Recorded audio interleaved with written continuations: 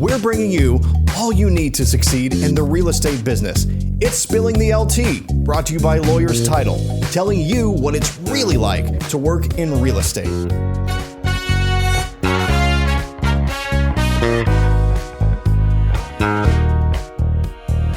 Welcome back to another episode. I'm your host, Tamera. Today, my guest has achieved work-life balance while generating $1 million a year in revenue as a sole producer.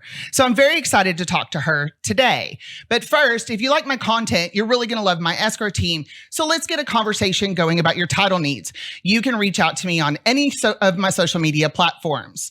As I said already, this guest is very special. Her name is Brianna Castillo. She's the team lead of the Haven Realty Group. And like I said, has dedicated a lot of her time over the last couple of years to working towards work-life balance. And I think that's a really important topic for realtors. Well, anyone in the real estate, anyone in sales.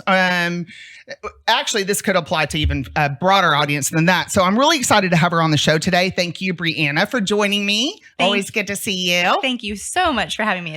It's an honor. I am really excited about this conversation today because, and I've told you, I think I told you before, I've had a couple of women in business type conversations and they've always been highly viewed. And I think that's because the topic, it just speaks to us so much, right? We're grinding all the time. We're trying to balance our life, our work life with our family life. We all know in real estate, it's very demanding. Clients can be very demanding. And so you have really achieved something that a lot of us want to strive for. So I'm excited to get our conversation going. And like I said, I'm just one of those people that like to dive right in. So I'm gonna hit you with the first question. What led you to work so diligently to achieve this? Burnout, like a family time. Will you tell us what made you want to make this a priority? Yeah, totally. So like the majority of aspiring young realtors, I did what most do and just worked around the clock whenever my client needed me, and did that for quite a few years while having children, without having family in town to help, etc. And yeah, I would say reached a moment of burnout, not specifically burnout for myself, but in my marriage and my family. Yeah. Where we hit a wall. It's like, hey, this is great that you're doing a ton of business, but it is not more important than our family. And some hard conversations with my husband, for which now I am so grateful for. Didn't necessarily see all of the fruit that was to come in the midst of those conversations. But man, he has held me accountable and really encouraged me that it's possible. And that's what led to it, is like, hey, it's either this or you need to give up this business that you've worked so hard for and love so much.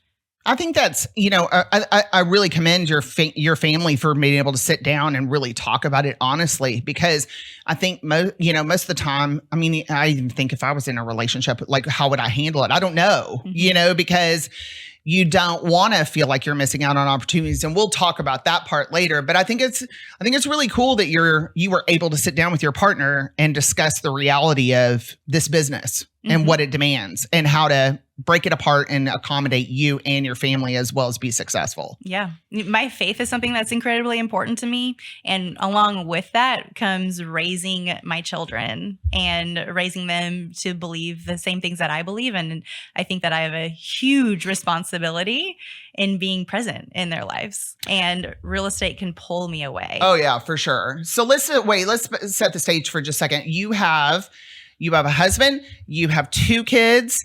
And say their ages? 4 and 5. Okay, so they're littles. Yes. And then your family is not here. Correct. So you don't have that external support system to help raise your kids or, be a support while you're here. I do now have my in-laws, but they were not here when my kids were itty bitty and being born and in the midst of the super craziness.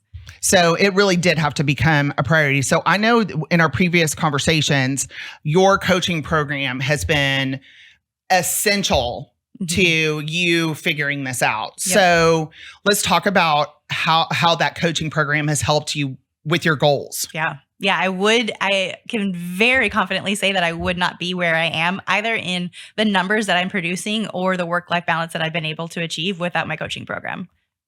So, what would you like to? So I brought a sample today of the Core Life test, and there's 20 questions on here. And then you circle yes or no if this is something that you do in your personal life. And then at the bottom, there's a scorecard. And I told you yesterday, I thought that was hilarious. Score under 9. Danger. Your life is out of balance and many areas are suffering. Make changes immediately. And I have to wonder how many of us are in danger. Probably the majority. It's like, stop. You have to reassess. But I like the emergency. The urgency that it expresses, because it is really trying to bring to your attention that things are not in line. So let me read a couple and then we can talk about how this has helped you. 2 weekends per month. I take 2 weekends per month off for myself and family enjoyment. That's a good one. Mm-hmm. I eat dinner at least 5 nights a week with my family. I feel like that is just something that's completely lost on today's society. Mm-hmm. My partner and I get away alone together 2 weekends per year, which is, I just talked to one of my clients yesterday. They're on their first trip by themselves with their kids at home. I was like, why are you answering the phone? Stop working. Don't answer the phone. We're like, we're your friends. Okay. So, and I exercise for at least 30 minutes twice per week. I feel like that one is probably pretty doable. But I think my point in kind of talking about some of these things is there's 20 of them. Yes. It's not just something that might be easy. There's some hard things in here too, like a couple of the other ones I mentioned. So how did you score? And when you first took the test, I'm guessing I already know the answer, but and then how do you score today? Yeah. And let's talk about how that has helped you reprioritize your time. Yeah, great question. So when I started, I was in that failing category. Danger. For sure. Yep. And the most recent time I took that test, I scored 18 out of 20. So that's pretty awesome. Yeah.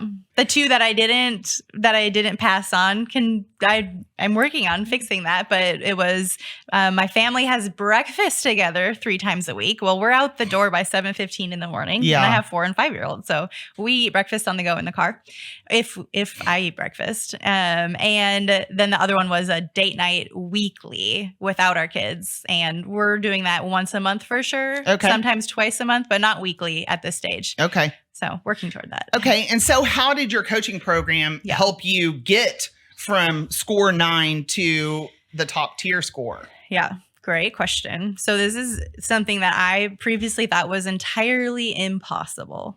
All of the examples that I had seen of successful realtors were people that worked around the clock, 100 hours a week. And that's how I started my career. I was working 80, 90 hours a week. And that was the example that was given. Yeah. And when we decided, hey, we want to have a family, I truly reconsidered my career and thought, I don't think that I can do this while having kids. What year was this?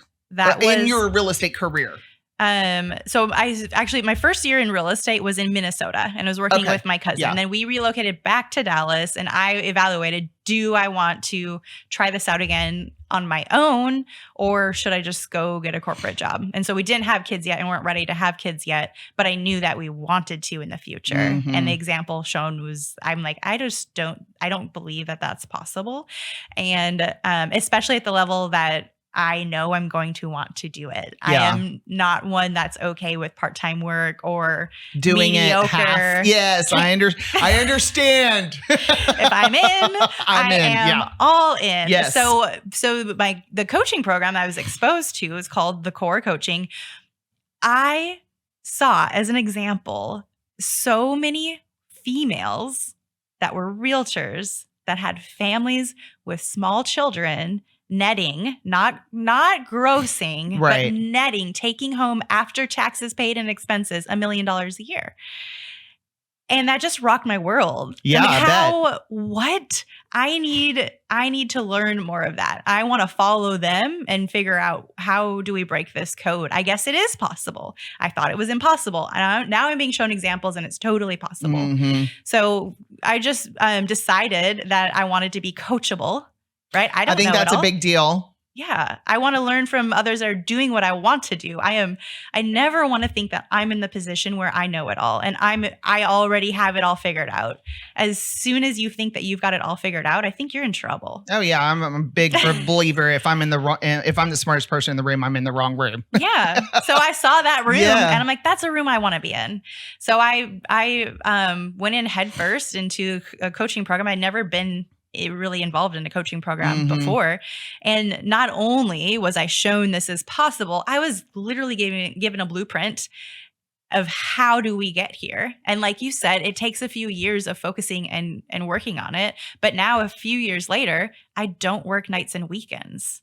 Okay. And I think one of the things that the coaching program and you have committed to is how your team is structured, which I think is a big it is what allows you to do this, right? 100%. And it's different than most of the realtors that I talk to that have teams. It's more unique than what I hear about, because usually what they do is they hire a buyer's agent or showing agent, and then or a TC's first, then the buyer's agent, showing agent, and then they grow and add more buyer's agents, right? And then they may add a listing agent at some point that they want to groom to take the rainmaker's place. So this is kind of the more traditional path for a team. Yes. But I also have seen a lot of examples. I've seen some really great examples of very successful team leaders. And then I've seen some that just struggle all the time, right? And it's a lot more work. I don't know. I mean, I have a big appreciation for the fact that you have a different way of doing this that is allowing you to have this work-life balance. So talk about your team structure and what the coaching program did to try to help you, that showed you that blueprint, right? Yeah. For the team structure. Yeah. So I've been super intentional in not just adding buyer's agent after buyer's agent after buyer's agent. Like you said, super unique, completely different structure. And so what my structure looks like today is I have 2 full-time assistants, and I'll explain more of what they each have very different roles. So I'll explain that. Plus I have a transaction coordinator.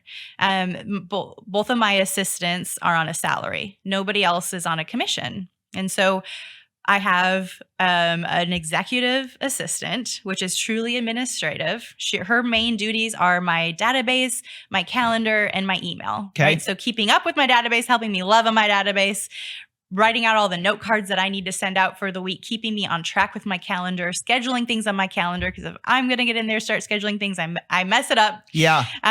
Keeping me on track, making sure I'm moving from one thing to the next, and keeping me out of my email inbox, because that is, we know that's a black hole. It is a black hole. Like, so many emails every day. So many emails. Yes. And then my other assistant is a licensed assistant, and she plays 2 different roles for me. She is my showing specialist and also my listing coordinator. Okay. So how I explain to my clients what our relationship is it's really doctor-nurse. I am the doctor and she is my nurse. I will always be their main point of contact. I'm always going to be the one strategizing and the one negotiating, but she's going to come in and assist in a way that I couldn't provide such excellent service on my own.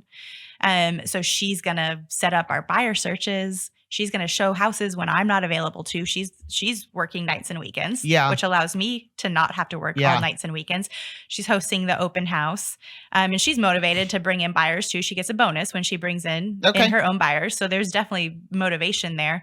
And then on the listing side, she helps me with all the coordinating type stuff, right? Like getting contractors in and making sure that it works for the seller's calendar and photo day, and she's there present for photo day, et cetera, getting it into the MLS.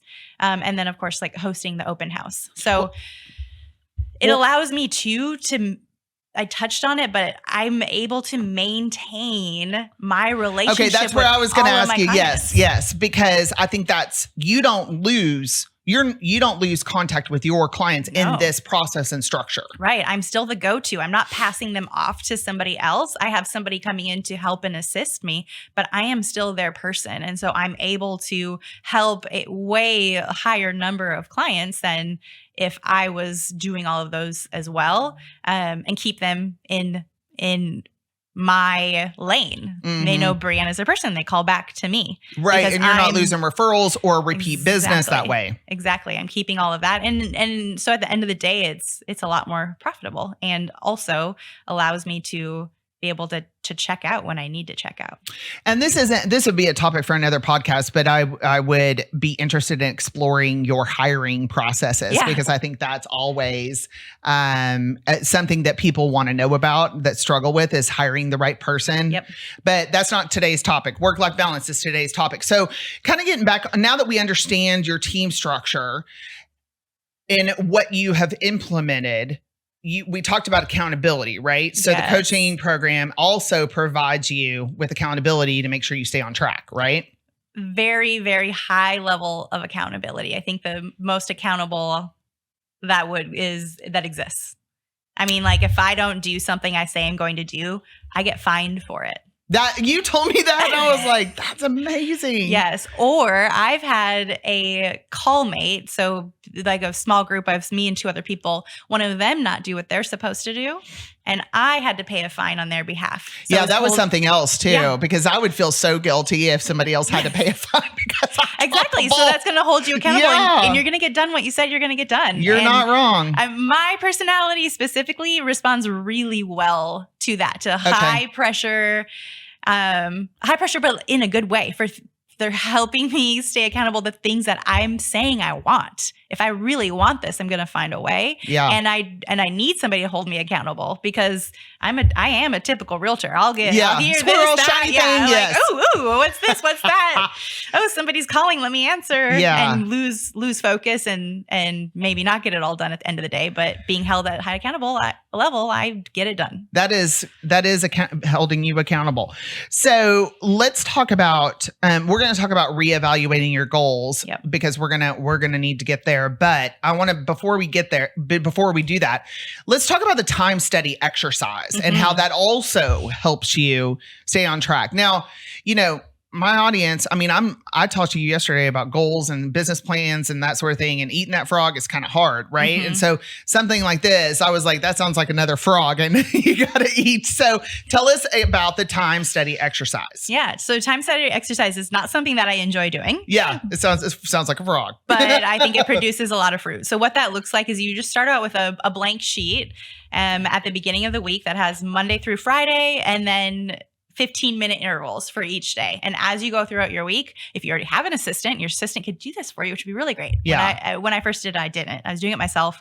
And I write down, I look back, okay, the last 15 minutes, what was I spending my time doing? Did I get stuck scrolling Instagram, or was I with a client? Was I on the phone with a client much longer than I actually needed to be, which means I had to say no to something else? Or at the end of the day, it helps you look and assess how many minutes in your week are productive versus unproductive, which are dollar producing activities, and how much time are you spending on non-income producing activities. And that helps you evaluate, not only to just be realize what you're doing with your time to stay on track, but also, is it time, if your budget affords it, is it time to hire somebody to take some of those non-income producing activities off of your plate? Because you as a rainmaker need to spend as much time as you can in income producing activities. You need to, I consider my highest priorities in my job to be any and all income producing activities,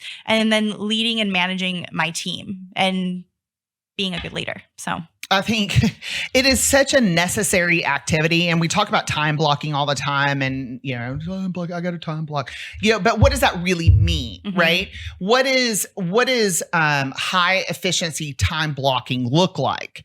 And in order for you to be able to block your time off appropriately, I think this is an essential first step is to really assess what you're doing.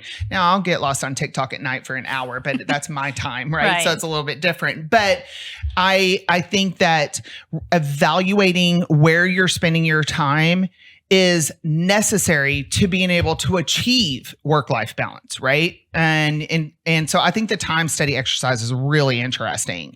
So, it'll take some work on your part, right? It's not fun, but it's worth it. I might need to sit down and do that too.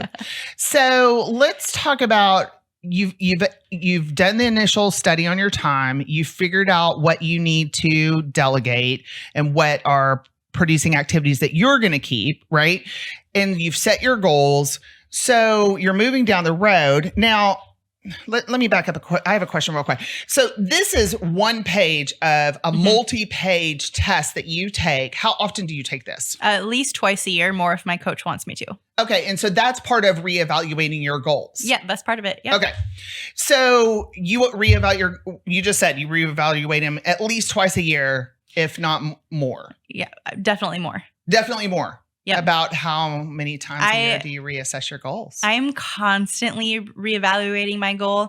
Part of what I'm being held accountable to in my coaching program is a dashboard. So that dashboard is how many units do I need to close each month to produce how much income, and then how much do I need to save each month, like invest. And so I am constantly focused. Do I have enough for this next month? Can I fit any more in to make sure that I'm hitting my dashboard? Because I know that if I hit that dashboard, I'm going to hit my larger goal. Okay. And so I think what I used to do, which is probably what most realtors do, is set that goal at the beginning of the year. Oh, yeah. And you're done. You're done. That sounds great. And now I'm done. And we'll just hope and wish and pray at the end of the year when I take a look that I hit it. And if I did, awesome. And if I don't, maybe I needed a lower goal. That I don't think is very effective. There's not a point in doing that. So I think it's really important to break down and know, literally, like I know to every single day, what do I need to do to make sure that I'm hitting that goal? Like I know that my goal each day is to get 2 leads every single day. If I do that every single day, I'm going to have plenty of business and I'll hit the goals that I want. Yeah. I think I like the interactive or constantly updated dashboard. Yes. I think something like that is the only way you're going to be able to constantly reassess. Because if you sit down and just do a regular business plan, nobody's going to do that constantly, right? Yeah. You have to break it down. You have to break it down, but this allows you to track your progress automatically, right? And it'll tell you if you're deficient or if there's something that you need to change. So, okay, we've got our time study done. We reevaluated our goals. And we talked about how you construct your business to set boundaries and provide support to your clients while you're off the clock. Here's a big one. This is my favorite question of the day. How did you get over the fear of missing out? Because I think that having the confidence to set boundaries is a really big deal for realtors, because they don't want to miss out on opportunities, right? So how did you process and get over that fear that you were going to miss something? Great question. My best answer for that goes back to the beginning, is that I was shown an example. I was shown that it is possible.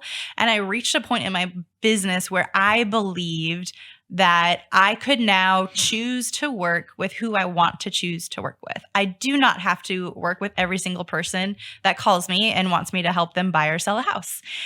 And it's just not the direction that I want to go, is to be everything to everybody. And so if somebody's going to demand that I come to their home on a Sunday morning for a listing appointment, then that's not my ideal client. Okay. So that understanding and belief in myself, and that there will be plenty of business in the areas that I want the business to be, but seeing the example of others doing it. I know I have a friend, her name is Hannah Price, and she's in Tennessee, and she has small children, smaller than me and more children than me, and did twice as much business working 3 days a week in the office.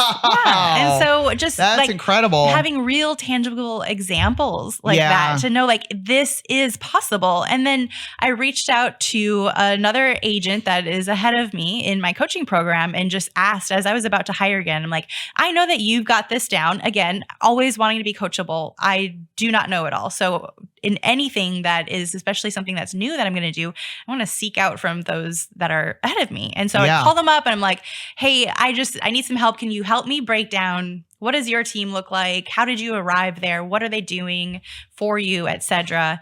And he told me that his whole team doesn't work on Sundays. And I'm like, but like the whole team, the whole team, no open houses. Nope.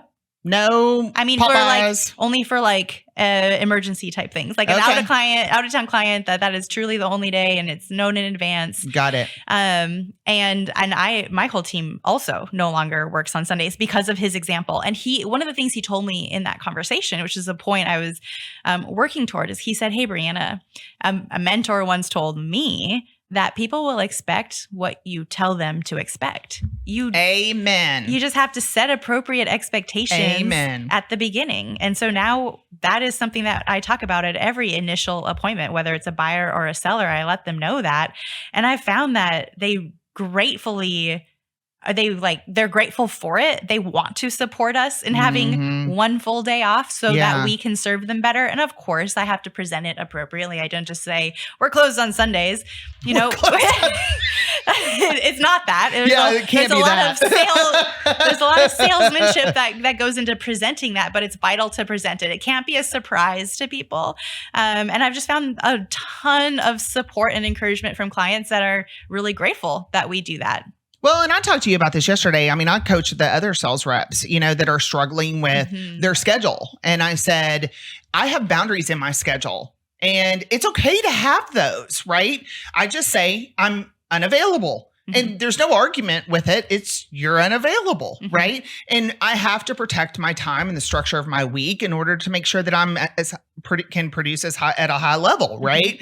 But it's because I found the schedule that works for me. And letting people, if you present, you're not wrong. If you present it in the right way, people you're not going to miss an opportunity. They're actually going to have a little bit of respect for you. Yep. And if they don't, you're not wrong. They're not the right client. Yeah, and that's okay. And I have found that just because you don't take that opportunity, the wrong opportunity for you, if you don't take that, you pass on it, you're keeping the door open for something better, right? And something that does work for you. It's easier to say that at our level of business, right? Because new realtors starting out or new sales reps starting out, they do feel this FOMO, like I've got to be all things to all people. But one of the things that I talk to the title reps about is, what are you doing today that you can sustain tomorrow when your business scales? And reassessing when your business scales is a real thing. And teeing things up today that you can maintain tomorrow is one of the keys to success. So this part of the conversation speaks volumes to me, because we all have to have some boundaries. It's okay. Yes. It's not just okay. I think it's really important. So what impact has prioritizing yourself and your family had on your business? Have you seen it? You've seen it flourish. Yeah. We kind of talked about that. Yes. So since I started this coaching program, which kind of tells you where I was when I started it, till 2.5 years later, where I am today. And when I started, I was like a typical realtor where I was so stressed out. Oh my gosh. I always felt underwater. I never knew which balls I was dropping, but there were always balls being dropped, and working around the clock, and truly did not know how I could sell anymore because I felt like I was completely at capacity. Okay. 2.5 years later, my business tripled. That's incredible. 3 times. That's incredible. With a 75% profit margin. Oh my gosh. Which is unheard of in our industry. Yes. And no longer working evenings and weekends. I know that there aren't balls being dropped. Very rarely, very, very rarely is a ball dropped. We were human, so balls do get dropped, but it's so rare now. It is not a given that something somewhere is being missed. Yeah. And I feel totally confident in charge of my business. The change in a environment in the real estate industry doesn't scare me, because I know that I have a real business. I didn't just get lucky. Sure. I have built a strong business. And so the feeling underwater or totally scattered is 100% gone. And so I spend a lot more time with my family now, and I'm a better version of me. Well, and you have a lightness about you. I mean, you don't walk into a room frazzled or stressed. You seem like a very happy person and happy with your life. I mean, you can feel that about people. You can feel their energy when they come into a room, and it's always every time we've been in a room together, it's been very positive energy. So I can tell this is really working for you. you. And I hope that today's audience is going to be able to glean a lot of information from this. I think the thing that, and before we wrap up, I'm going to ask you one more question, but I kind of think the thing that everybody really needs to understand is there is a lot of groundwork that you have to put into place before you're going to reach this, but the groundwork is worth it, right? You're going to struggle to have longevity in the business if you're just doing it the other way. So last question, any advice that you would like to leave us with today? I think that it's really important to find a role model. Like Hannah Price that I mentioned, or others in the coaching program that I saw doing it. I think if I didn't have that, I would lose sight and very quickly not believe that this is worth doing. Because like you said, you lay groundwork and it's hard. And so I think it's number one is to find somebody and ask them questions and learn from them. Somebody that is where you want to go, that's doing what you want to do. And so I think that is why I love being able to like share and speak about this, is because I would love the opportunity to be that for somebody else, to show them, okay, it's possible. Here I am doing it. Pay it forward. Yeah, exactly. It fills my cup. Oh, I think that's awesome. Look, it is doable, right? You're living proof that it is doable. And prioritizing your family, prioritizing the things that are important to you that are outside of work is possible without your business suffering. And I think that's the big thing to leave people with today. Yes. So thanks, Brianna. Thank you so much. I had a great time talking with you today. So that's another episode. Again, I'm your host, Tamera Gady. If you liked my content, you're going to love my escrow team. So let's get a conversation going about your title needs, and you guys make it a great day.